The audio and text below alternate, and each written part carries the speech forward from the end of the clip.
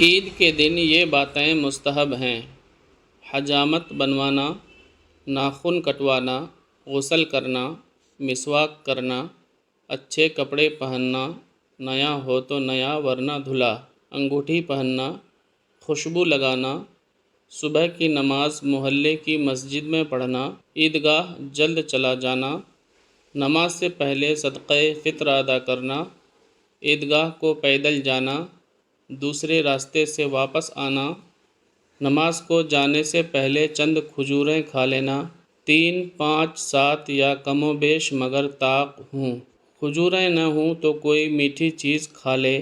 نماز سے پہلے کچھ نہ کھایا تو گنہگار نہ ہوا، لیکن اگر عشاء تک نہ کھایا تو عتاب کیا جائے گا۔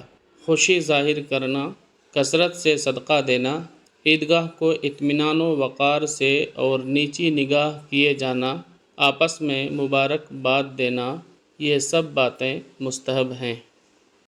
اس ویڈیو کو اپنے جاننے والوں میں شیئر کریں تاکہ انہیں بھی ان باتوں کا علم ہو جائے۔ آپ کو اور آپ کے گھر والوں کو ہماری طرف سے عید مبارک۔